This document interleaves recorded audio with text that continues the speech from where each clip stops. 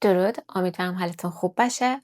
امروز میخوایم در مورد صفت‌ها صحبت کنیم در زبان فرانسوی. یک موضوع بسیار بسیار مهم و در عین حال ساده. پس همراه من تا انتهای این ویدیو باشین. اگه عضو کانال نیستین حتما سابسکرایب کنین. بریم سراغ درس امروز. ما در زبان فرانسوی 3 مدل صفت داریم. گروه اول صفت‌هایی هستند که فرم یا شکل مذکر و مؤنثشون هیچ فرقی با هم نمی‌کنه. به این مثال ها نگاه بکنین. فسیل به معنی ساده، دیفیسیل به معنی سخت و رپید به معنی سریع.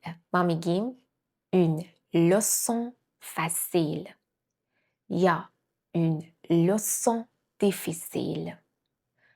Un exercice facile یا un exercice difficile. Une leçon یک اسم مؤنثه. Un exercice یک اسم مذکره ولی صفت‌هایی که برای این دوتا استفاده کردم یکی بود. بدون اینکه تغییری ایجاد کنم. Il est rapide, elle est rapide.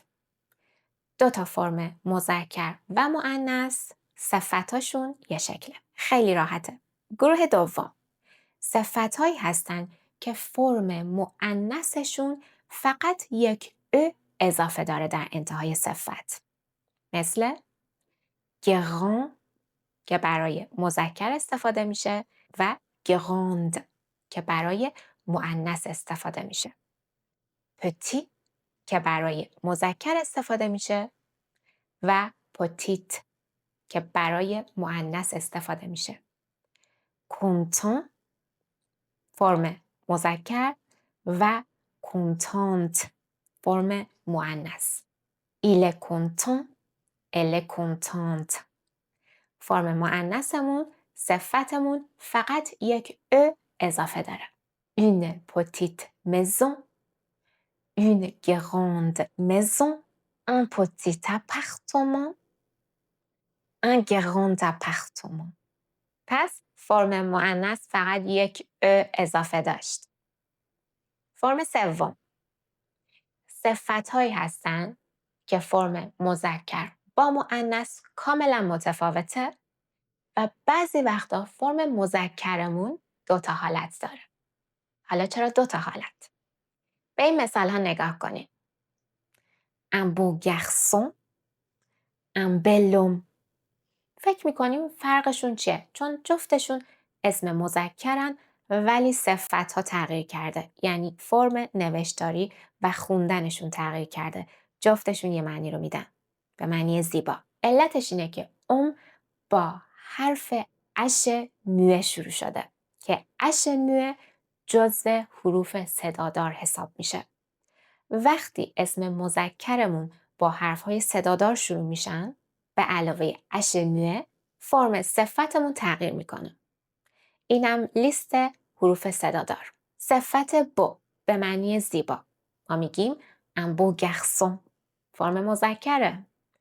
une belle femme فرم مؤنثه. un bel homme فرم مذکره. ما باید این 3 تا فرم رو حفظ کنیم و با توجه به اینکه اسممون مذکره یا مؤنث یا اسم مذکرمون با حروف صدادار شروع میشه یا با حروف بدون صدا یکی از اینا رو انتخاب کنیم. مثلا برای صفت ویو به معنی مسن یا قدیمی ما میگیم une vieille femme یک خانم مسن.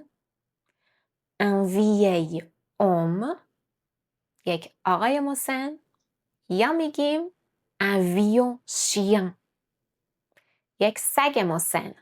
اگه دقت بکنین ما اینجا بازم فرم مذکر 2 تا حالت داشتیم.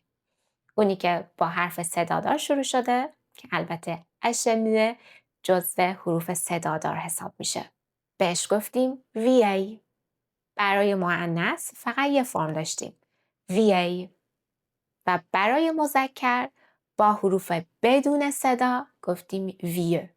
پس این 3 تا فرمم باید حفظ بشه. یا این صفت نوو به معنی جدید. ما 3 تا فرم داریم. میتونیم بگیم une nouvelle maison، un nouvel appartement، un nouveau livre. این سه تا صفت هر سه تاش یه معنی رو میده ولی فرم مؤنث نوول. فرم مذکر وقتی با حروف صدادار شروع بشه نوول.